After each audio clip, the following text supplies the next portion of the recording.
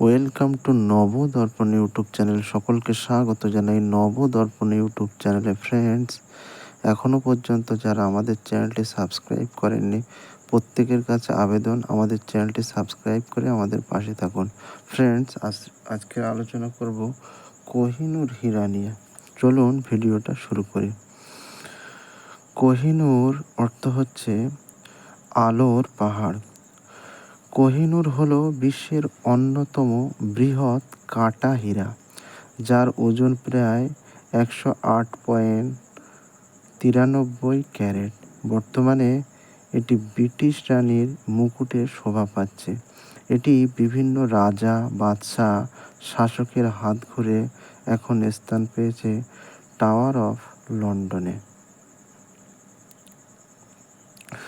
ষোড়শ শতাব্দীতে কোহিনূর মালওয়ার রাজাদের অধিকারে ছিল এবং পরবর্তীকালে তা মুঘল সম্রাটদের হাতে আসে এবং সম্রাট শাহজাহান নির্মিত ময়ূর সিংহাসনের শোভাবর্ধন করে।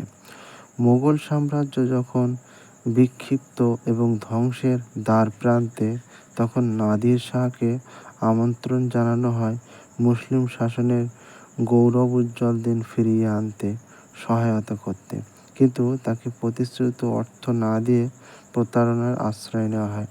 কৌশলে তিনি মোগলদের কাছ থেকে কোহিনূর উদ্ধার করে নিয়ে যান ইরানে। কোহিনূর নামটিও নাদির শাহের দেয়া। নাদির শাহ নিহত হওয়ার পর কোহিনূর আসে আফগানিস্তান সম্রাট হুমায়ুনের পুত্রের কাছে।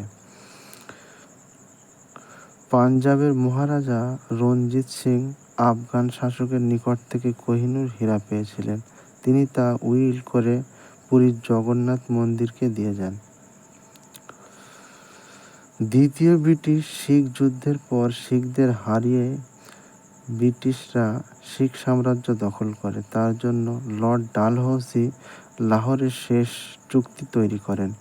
সেই চুক্তিতেই কোহিনূর সহ মহারাজার যাবতীয় সম্পদ, ইংরেজদের রাজ্য, ইংল্যান্ডের মহারানী ভিক্টোরিয়াকে সমর্পণের কথা বলা হয়েছিল। উত্তরসূরি দিলীপ সিংহ 1850 খ্রিস্টাব্দে ইস্ট ইন্ডিয়া কোম্পানির হাতে এটি তুলে দেন। শেষ পর্যন্ত সেটি আনুষ্ঠানিকভাবে 1850 খ্রিস্টাব্দে তুলে দেন রানী ভিক্টোরিয়ার হাতে। 108.93 ক্যারেট ওজন বিশিষ্ট কোহিনূর প্রথমে রানী ভিক্টোরিয়া ব্যবহার করতেন তার হাতে। এরপর সেটি স্থান পায় ব্রিটিশ মুকুটে। 1850-এ দিলীপ সিংহ ছিলেন নাবালক। অনেকেই প্রশ্ন তুলেছেন, নাবালক রাজাকে চাপ দিয়ে কোহিনূর নেওয়া হয় এবং সেই যুক্তিতেই 1947 খ্রিস্টাব্দে স্বাধীনতার সময় এবং তারপরে 1953 খ্রিস্টাব্দে বর্তমান মহারানী দ্বিতীয় এলিজাবেথের রাজ্য অভিষেকের সময় কোহিনূর প্রত্যার্পণের দাবি তুলেছে ভারত, কিন্তু চুক্তির প্রসঙ্গ তুলে তা খারিজ করে দিয়েছে ব্রিটিশ সরকার। কোহিনূরের মালিকানা নিয়ে 80-র দশকে বিতর্কের সৃষ্টি হয়েছিল। ইরান, ভারত, পাকিস্তান, আফগানিস্তান, এমনকি বাংলাদেশ পর্যন্ত এর সত্য দাবি করেছিল। তবে ব্রিটিশ সরকার সব দাবি প্রত্যাখ্যান করেছে এবং সকল দাবি অযৌক্তিক বলে আখ্যায়িত করেছে। অভিশাপ।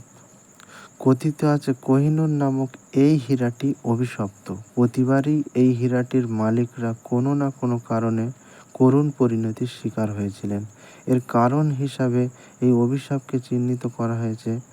ব্রিটিশ রাজ পরিবারের এই হীরাটির মালিকানা প্রাপ্তির পর তৎকালীন রানী ভিক্টোরিয়া একটি আইন জারির মাধ্যমে এটা ঘোষণা করেছিলেন যে শুধুমাত্র রাজ পরিবারের রানীরা এই হীরাটি তাদের মুকুটে ব্যবহার করতে পারবেন, রাজারা নয়।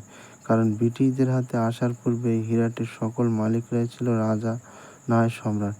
তথাকথিত অভিশাপের শিকার তারাই হয়েছিল বলে মনে করা হয়। সকলে ভালো থাকবেন, সুস্থ থাকবেন, আর আমাদের পাশে থাকবেন, আর আমাদের চ্যানেলটি সাবস্ক্রাইব করবেন। Thank you for watching.